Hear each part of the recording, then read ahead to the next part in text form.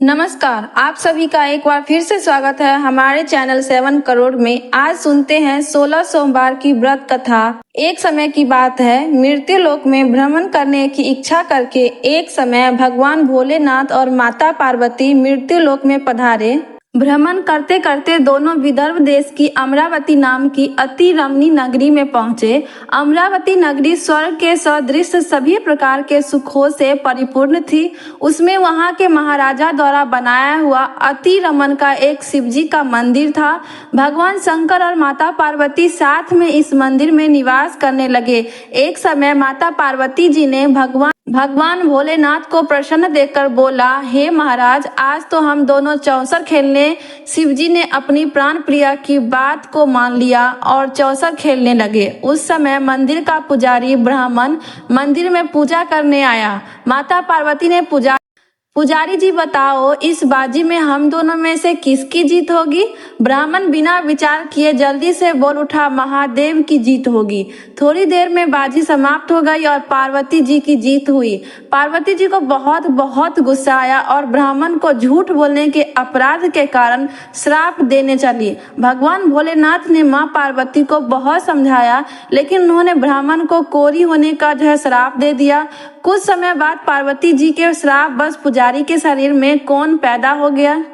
अब वह बहुत अधिक दुखी रहने लगा। पुजारी को कष्ट भोगते हुए जब बहुत दिन गुजर गए, तब एक दिन देवलोक की अप्सराएं शिवजी की पूजा करने उस मंदिर में पधारी। पुजारी के कौन के कष्ट को देखकर उन्हें बड़ी दया आई। उन्होंने उससे इस कौन का कारण पूछा। पुजारी ने निसंकोच सारी बातें बता दी। वे अप्सराएं बोली, हे पुजारी, तुम अधिक दुखी मत होना। सावन सोमवार का व्रत भक्ति भाव से करो। पुजारी ने अप्सराओं से व्रत की विधि पूछी। अप्सराओं ने बताया, सोमवार को भक्ति भाव से व्रत करो, साफ वस्त्र पहनो, संध्या व उपासना के बाद आधा सेर गेहूं का आटा लो, उसके 3 भाग करो और घी, गुड़, दीप, 9 वैध, बेलपत्र, जनेऊ, जोरा चंदन, अक्षत, पुष्प आदि से प्रदोष काल में भगवान शिवजी की पूजा करो। उसके बाद 3 भागों में से 1 भाग शिवजी को अर्पण करो, बाकी 2 को शिवजी का प्रसाद समझकर उपस्थित लोगों में बांट दो और खुद भी प्रसाद समझकर खाओ। इस तरह 16 सोमवार व्रत रखो। 17वें सोमवार को 5 सेर पवित्र गेहूं के आटे की बाटी बनाओ, उसमें घी और गुड़ मिलाकर चूरमा बनाओ और भगवान भोलेनाथ को भोग लगाकर उपस्थित भक्तों को बांट दो। इसके बाद कुटुंब सहित प्रसाद लो तो भगवान शिव की कृपा से सभी मनोकामनाएं पूरी हो जाती है। ऐसा कहकर वह अप्सराएं स्वर्ग में चली गई। ब्राह्मण ने यथाविधि 16 सोमवार को व्रत किया और भगवान शिव की कृपा से रोग मुक्त मुक्ति पाकर आनंद से रहने लगा। कुछ दिनों बाद भगवान शिव जी और मां पार्वती जी उस मंदिर में पुनः पधारे।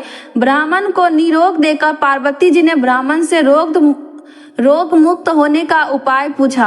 ब्राह्मण ने 16 सोमवार व्रत की कथा सुनाई। पार्वती जी बहुत प्रसन्न हुई। ब्राह्मण से व्रत विधि पूछकर स्वयं भी व्रत करने के लिए तैयार हो गई। व्रत करने के बाद उसकी मनोकामना पूरी हुई और उनके रूठे बेटे स्वामी कार्तिक स्वयं माता के आज्ञाकारी हुए। कार्तिकेय जी को अपना यह विचार परिवर्तन का रहस्य जानने की इच्छा हुई। वह माता से बोले, माता, आपने ऐसा कौन सा उपाय किया जिससे मेरा मन आपकी ओर आकर्षित हो गया? पार्वती जी ने वही 16 सोमवार की कथा उनको भी सुना दी। कार्तिकेय जी ने कहा, इस व्रत को मैं भी करूंगा, क्योंकि मेरा प्रिय मित्र ब्राह्मण बहुत दुखी दिल से परदेश गया है। मेरी उससे मिलने की इच्छा है। कार्तिक जी ने इस व्रत को किया और उनका प्यारा मित्र उन्हें मिल गया। मित्र ने इस आकस्मिक मिलन का भेद पूछा तो कार्तिकेय जी बोले, हे मित्र, हमने तुम्हारे मिलन की इच्छा से 16 सोमवार का व्रत किया था। अब तो ब्राह्मण मित्र को अपने विवाह की चिंता होने लगी। उसने कार्तिकेय जी से व्रत की विधि पूछी और यथाविधि व्रत किया। व्रत के प्रभाव से वह किसी कार्य से विदेश गया तो वहां के राजा की लड़की का स्वयंवर हो रहा था। राजा ने प्रण किया कि जिस राजकुमार से सब प्रकार से हथनी माला डालेगी, उसी के साथ अपनी प्यारी बेटी का विवाह करूंगा। शिवजी की कृपा से वह ब्राह्मण भी उस स्वयंवर को देखने की इच्छा से राजसभा में गया, एक और जाकर बैठ गया। नियत के समय हथनी आई और उसने जयमाला को उस ब्राह्मण के गले में डाल दिया। राजा ने अपनी प्रतिज्ञा के अनुसार बड़ी धूमधाम से अपनी कन्या का विवाह उस ब्राह्मण के साथ कर दिया और ब्राह्मण को बहुत सा धन देकर और पूरे सम्मान के साथ संतुष्ट किया। ब्राह्मण सुंदर राजकन्या जो है पाकर बहुत सुख से जीवन व्यतीत करने लगा। एक दिन राजकन्या ने अपने पति से प्रश्न किया, हे प्राणनाथ, आपने ऐसा कौन सा भारी पुण्य किया था जिसके प्रभाव से हथिनी ने सब राजकुमारों को छोड़कर आपको वरण किया? ब्राह्मण बोला, हे प्राण प्रिय, मैंने अपने मित्र कार्तिकेय जी के साथ कथा अनुसार 16 सोमवार का व्रत किया था, जिसके प्रभाव से मुझे तुम जैसी रूपवती पत्नी प्राप्त हुई है। इस व्रत की महिमा सुनकर राजकन्या को बड़ी हैरानी हुई। वह भी पुत्र की कामना करके इस व्रत को करने लगी। शिव जी की दया से उसके गर्भ में एक अति सुंदर, सुशील, धर्मात्मा और विद्वान पुत्र उत्पन्न हुआ। माता और पिता उस देव पुत्र को पाकर अधिक प्रसन्न हुए और उसका लालन पालन अच्छे प्रकार से करने लगे। जब पुत्र समझदार हुआ तो एक दिन उसने अपनी माँ से प्रश्न किया, हे माँ, तुमने कौन सा व्रत किया और तब किया था जो मेरे जैसा पुत्र तुम्हारे गर्भ में उत्पन्न हुआ? उसकी माता ने 16 सोमवार के व्रत की कथा बताई। पुत्र ने सब तरह के मनोरथ पूरे करने वाले इस सरल व्रत को सुना तो वह भी राज अधिकार पाने की इच्छा से हर सोमवार को यथाविधि यह व्रत करने लगा। व्रत शुरू करने के बाद एक देश के वृद्ध राजा के दूतों ने उससे आकर उसको राजकन्या के वरण के लिए कहा। राजा ने अपनी बेटी का विवाह ऐसे स्वर्ण गुण संपन्न ब्राह्मण युवक के साथ करके बहुत सुख प्राप्त किया। वृद्ध राजा के दिवंगत हो जाने के बाद इसी ब्राह्मण को सिंहासन पर बैठाया गया। क्योंकि दिवंगत राजा का कोई पुत्र नहीं था, राज्य का उत्तराधिकारी होकर भी यह ब्राह्मण 16 सोमवार करता रहा। जब 16 सोमवार आया तो ब्राह्मण ने अपनी प्रियतमा से पूजन सामग्री लेकर शिव पूजा के लिए शिवालय में चलने को कहा, परंतु उसकी पत्नी ने उसकी आज्ञा की परवाह न की और दास दासियों द्वारा सब सामग्रियां शिवालय में भिजवा दी, परंतु वह स्वयं नहीं गई। जब राजा ने शिवजी का पूजन समाप्त किया तब आकाशवाणी हुई, हे राजा, अपनी इस रानी को राजमहल से निकाल दे, नहीं तो तेरा सर्वनाश कर देगी। यह आकाशवाणी सुनने के बाद राजा के आश्चर्य का ठिकाना न रहा। उसने मंत्रना ग्रह से आकर अपने सभासदों को बुलाकर कहा, मुनियों, आज मुझे शिवजी की आकाशवाणी सुनाई दी कि तू अपनी इस रानी को राज्य से निकाल दे, नहीं तो यह तेरा सर्वनाश कर देगी। राज्य के मंत्री और सभासद आदि सब विस्मय और दुख में डूब गए, क्योंकि जिस कन्या के कारण उसे राज मिला था, राजा उसी को निकालने की बात कह रहा था। यह कैसे हो सकता था? पर राजा ने मंत्रियों की परवाह नहीं की। उसने अपनी पत्नी को राजमहल से निकाल दिया। रानी दुखी हृदय से अपने भाग्य को कोसती हुई राज्य से बाहर चली गई। बिना पैर में कुछ पहने पटे हुए वस्त्र पहनकर भूख से दुखी होकर अपने हृदय से भाग्य को कोसती हुई वह चली जा रही थी। रानी एक तेली के घर गई तो शिवजी के प्रकोप के कारण तेली के सभी मटके उसी क्षण चटक गए।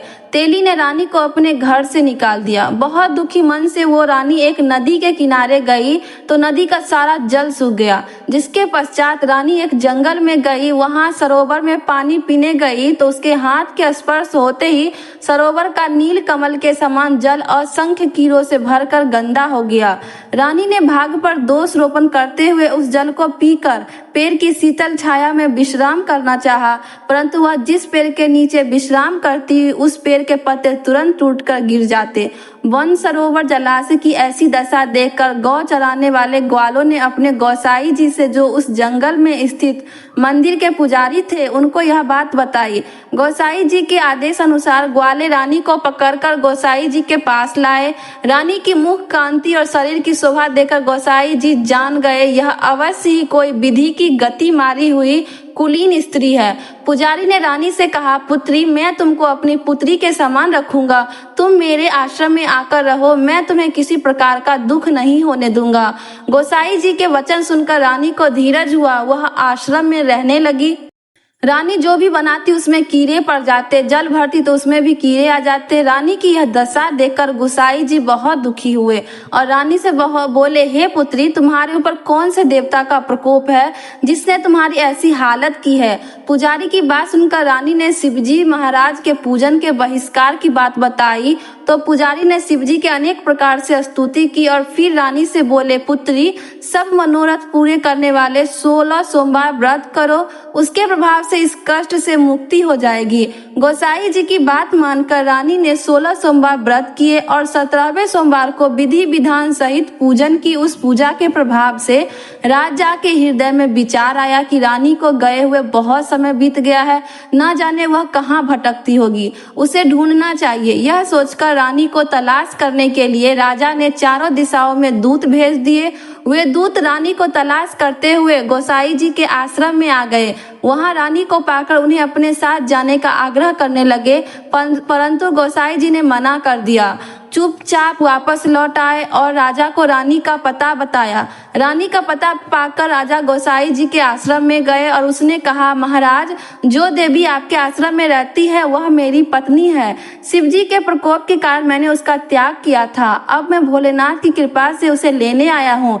कृपया मुझे अपनी पत्नी को साथ ले जाने की आज्ञा दे। यह सुनकर गोसाई जी बहुत ही प्रसन्न हुए और उन्होंने रानी को राजा के साथ जाने की अनुमति दे दी। राजा बड़ी प्रसन्नता से रानी को महल लेकर आए। राजा ने सारे राज्य में उत्सव मनाया और चारों तरफ प्रसन्नता की लहर दौड़ गई। सारी प्रजा ने अपनी रानी के आने पर खुशियां मनाई। इस प्रकार जो मनुष्य 16 सोमवार के व्रत को श्रद्धा पूर्वक करता है उसकी सभी मनोकामनाएं भगवान शिव जी की कृपा से पूर्ण होती है और उसे मोक्ष की प्राप्ति होती है। तो ये थी आज की कहानी। आपको यह कहानी कैसी लगी कमेंट करके जरूर बताइएगा। चैनल पर नए चैनल को सब्सक्राइब करके वीडियो को लाइक जरूर कीजिएगा। धन्यवाद। जय महादेव।